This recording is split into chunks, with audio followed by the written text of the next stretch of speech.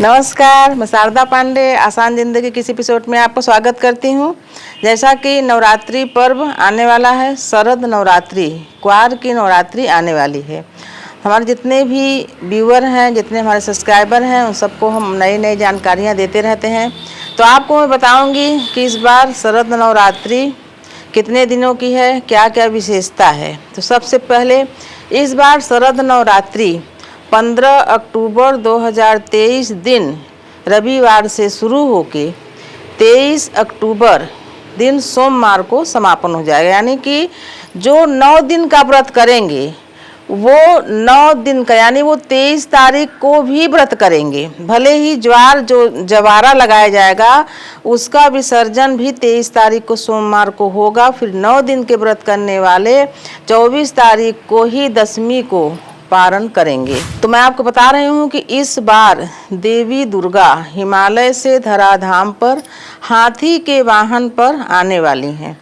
वैसे आने और जाने का कई वाहन उनका रहता है। उनका माँ का तो शेर ही सवारी होता है, पर जब धरती पर मनुष्यों के बीच में अपनी पूजा लेने आती हैं तो उनका अलग अलग वाहन होता है। तो इस बार माता रानी हाथी के वाहन पर आएंगी। जब भी नवरात्रि सोमवार या रविवार को शुरू होता है तो हाथी के वाहन पर ही आती हैं। देवी भागवत के अनुसार हाथी पर सवार होकर जब माता आती हैं धरती पर तो उसका बहुत शुभ प्रभाव बताया गया है कि हाथी पर जब माता रानी आएंगी तो अच्छी वर्षा होगी, पूरे साल तक अच्छी बरसात होगी, अन्न का भंडारा भरा रहेगा, धन धान यानी कि पूरे देश में सुख समृद्धि शांति रहेगी, ऐसी मान्यता है। बहुत सारे लोगों का कहना है कि वो सिर्फ उतरती और चढ़ती का व्रत करते हैं, पर वो सप्तशती का पाठ करना चाहते हैं और कलश रखकर भी पूजा करना चाहते हैं। तो मैं उनको बताना चाहूंगी कि आप नवरात्रि का 9 दिन का व्रत नहीं कर सकते तो आप तब भी आप कलश स्थापना करके दुर्गा जी का जो मूर्ति है, फोटो है, जो भी है, स्थापित कर दें चौकी पर नीचे अच्छे से और कलश स्थापना कर लें। आसान जिंदगी में कलश स्थापना डला हुआ है, विधिवत कलश स्थापना करें। जवारा जरूर बोएं। जैसे कि मान लीजिए आप फ्लैट वगैरह में हैं, ऐसे जगह में हैं जहाँ की बोलें कि जगह कम है, जवारा नहीं लगा सकते, तो जहाँ पूजा कर रही हैं एक बांस की डलिया ले आएं, जो कि नई बांस की डलिया होनी चाहिए। उसको थोड़ा हल्दी कुमकुम से रंग लें और उसमें साफ खेत की मिट्टी या नदियों की मिट्टी उसमें भर लें। जो जौ होता है उसको 3 दिन कम से कम पहले ही भिगा दें तो जल्दी से जौ उग जाता है। उसके बाद जौ भी लगाएं। जौ जो जवारा लगाया जाता है वो माता को हर्षित करता है, यानी हरा हरा जब ज्वारा होता है तो माता को हर्षित करता है, प्रसन्नता देता है और आपके घर में भी खुशहाली और सुख समृद्धि आती है। जब ज्वारा आप सींचते हो तो उसमें बहुत ही शुभता होता है, उसमें पहचान होता है। कभी कभी किसी किसी का जो ज्वारा होता है उसमें जब काली एकाक पत्ती हो जाती हैं तो वो काफ़ी अशुभ माना जाता है, लेकिन कभी कभी सफ़ेद पत्ती जब होती है, एकाक पत्ती एकदम श्वेत हो जाती है, तो मान लो कि जो भक्त पूजा कर रहा है वो बहुत निष्ठा से पूजा कर रहा है। कई बार हम अपने वीडियो में दिखाए हैं कि हम जब ज्वारा लगाए थे कभी कभी सफ़ेद निकला है, कभी कभी काला निकलता है तो अच्छा नहीं होता है, कभी कभी धानी रंग का यानी कि हल्का हरा रहता है तो वो भी थोड़ा बहुत श्रद्धा भक्ति में कमी मानी जाती है। लेकिन जो एकदम से काले यानी कि जो आप जवारा लगा जिसमें ऊपर से कोई खाद वगैरह नहीं डालना पड़ता, वो अपने आप से ही पहचान हो जाता है। एकदम से हरे रंग का, काही हरा रंग का होता है, वो भी बहुत अच्छा होता है। तो ज्वारा लगाएं, 9 दिनों तक सींचें और जब विसर्जन करना हो तो आपके यहाँ जल की व्यवस्था हो तो आप विसर्जन कर दें, नहीं तो गौ माता को खिला दें। मैं कई बार उसे बोलती हूँ कि आप विसर्जन न कर पाए तो गौ माता को खिला दें। तो बहुत सारे प्रयागराज से गंगा के किनारे में जो लोग रहते हैं 2-4 किलोमीटर के अंतराल में, तो लिखते हैं कि हम लोग बहुत सौभाग्यशाली हैं, हम तो गंगा के किनारे हैं और हम सभी सामग्री गंगा में विसर्जन कर देते हैं। तो ये सही बात है कि सौभाग्यशाली लोग ही गंगा किनारे बसते हैं।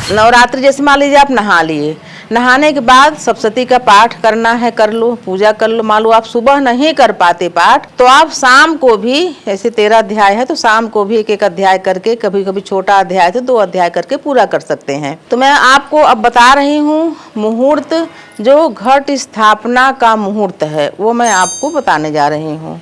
विशेष शुभ मुहूर्त 15 तारीख 2023 दिन रविवार को 11:44 पर शुरू होके 12:30 तक, जिसको अभिजीत मुहूर्त बोलते हैं। इस मुहूर्त में जब आप कलश स्थापना करोगे, वैसे भी पहला दिन होता है तो इतना समय लग ही जाता है। जब देवी मैया को स्थापित कर दो उसके बाद रूटीन की पूजा में इतना समय नहीं लगता। तो सुबह 11:44 से लेकर 12:30 तक आप कलश स्थापना कर सकते हैं। जिनको कहीं आना जाना हो ऑफिस या कहीं भी, उस दिन तो रविवार है, कहाँ जाएंगे, फिर भी सूर्य उदय के बाद भी आप कभी भी कलश स्थापना कर सकते हैं, लेकिन 11:44 से 12:30 तक विशेष शुभ मुहूर्त है। तो जैसा कि मैं अभी आपको बताई कि माता रानी इस बार गज सवारी यानी हाथी की सवारी करके आ रही हैं, लेकिन प्रस्थान नवमी के दिन ही पूजा लेकर माता प्रस्थान करेंगी, यानी सोमवार के दिन प्रस्थान करेंगी। तो आने का दूसरा वाहन होता है और जाने का दूसरा। तो जाने का इस बार भैंस है, भैंस के वाहन पर माता प्रस्थान करेंगी। जैसा मैं बताई कि हाथी के वाहन पर आना काफी शुभ माना जाता है, उसी प्रकार से भैंस या मुर्गा, जैसे भैंस है तो सोमवार का प्रस्थान है तो भैंस, मंगलवार का है तो मुर्गा, तो इसमें क्या है, शुभता नहीं है, ये अशुभ है। जो प्रस्थान का व्यवस्था है माता का जाने का वो अशुभ है, यानी भैंस का जो सवारी है जाना प्रस्थान वो अशुभ है। नाना प्रकार का उपद्रव, महामारियां, अराजकता और तमाम प्रकार का असंतोष और कई प्रकार की प्राकृतिक आपदा, ये सब चीजें प्रकट होती हैं, ऐसी मान्यता है। देवी दुर्गा फिर भी अपने भक्तों की सदैव रक्षा ही करेंगी। अब मैं आपको बताऊंगी भोग प्रसाद के बारे में। बहुत सारे लोग बोलते हैं कि 9 दिन क्या भोग चढ़ाएं, तो दिन के अनुसार मैं भोग प्रसाद बताती हूँ। जैसे रविवार के दिन शुरू होगा नवरात्रि, तो खजूर होता है, बहुत अच्छा होता है। तो एक दोना में आप माता रानी को खजूर का प्रसाद चढ़ाएं रविवार के दिन। और जैसे कि सोमवार है तो सोमवार के दिन आप मिश्री और मखाने का प्रसाद चढ़ाएं। मंगलवार है तो मंगलवार के दिन आप अनार ले आएं, अनार के दाने निकाल लें, उसको दोना में रख के माता को चढ़ाएं और सभी को बांटें। बुधवार है तो बुधवार के दिन पिस्ता या खीरा भी उत्तम है। पिस्ता मान लो महंगा है तो खीरा का प्रसाद भी माता को अर्पण कर सकते हैं। गुरुवार के दिन केले का प्रसाद और शुक्रवार के दिन माता को काजू और बतासे का प्रसाद दोना में चढ़ाएं और सभी को बांटें। शनिवार के दिन बादाम और गुड़ का प्रसाद चढ़ाएं। तो आपको मैं 7 दिन का प्रसाद बता दी चढ़ाने को।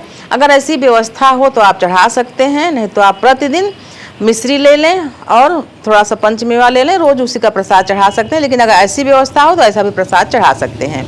प्रसाद चढ़ाने की व्यवस्था है कि प्रसाद जब माता को चढ़ाएं, चढ़ाने के बाद जब वहाँ से उठें तो प्रसाद को हटा लेना चाहिए, यानी उठा लेना चाहिए।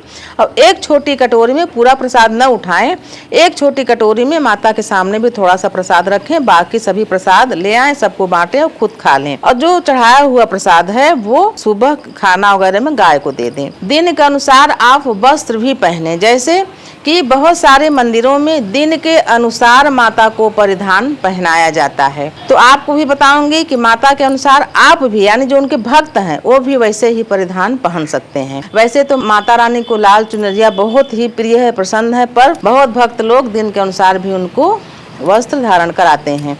तो रविवार के दिन लाल आप जो भी परिधान हो, जैसे कि आप सूट पहनते हैं या साड़ी पहनते हैं, लहंगा चुनरी जो भी पहनते हैं तो लाल रंग का पहने, सिर ढक के पूजा करें।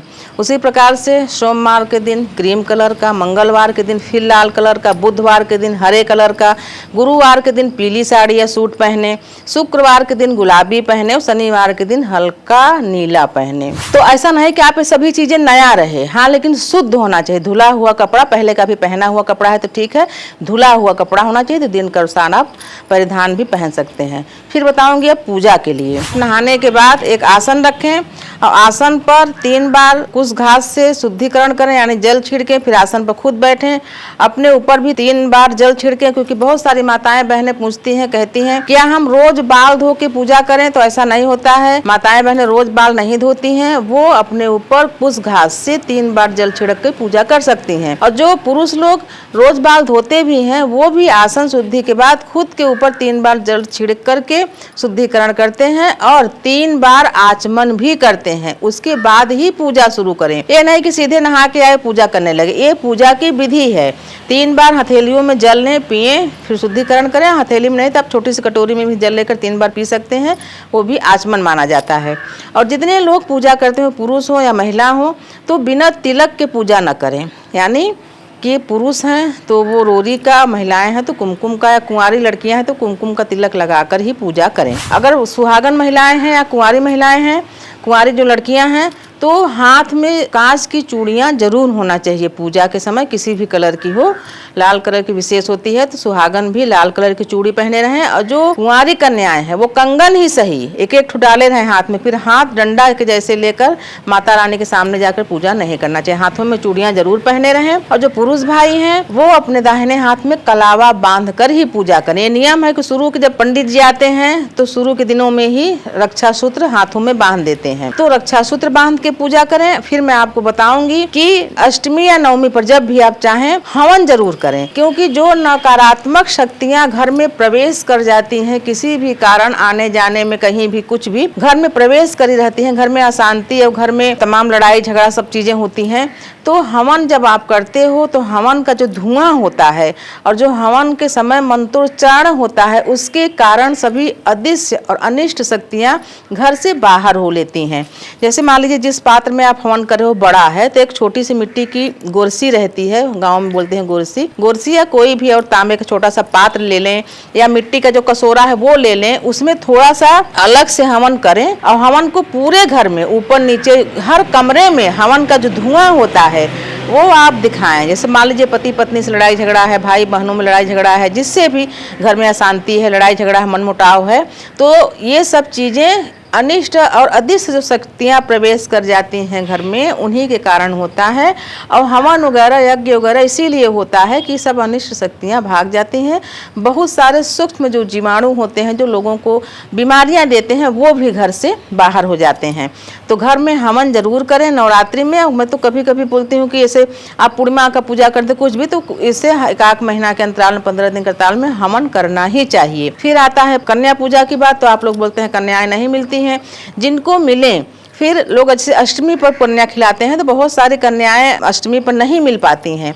ऐसे में आप पहले दिन से लेकर 10वीं तक कभी भी जब भी कन्या मिले उनको बुला के आप उनके पूजन करके भोजन करा सकती हैं। तो आपको मैं विधिवत पूजा के बारे में बताई हूँ। अब मैं अगले वीडियो में आपको पारण के बारे में और महाअष्टमी पर्व पर माता दुर्गा का क्यों होता है महापूजन ये भी बताऊंगी। तो आप सभी के लिए ये पर्व मंगलमय हो, सुखमय हो। आप सभी हमारे साथ बने रहें, देखते रहें आसान जिंदगी। तब तक के लिए नमस्कार।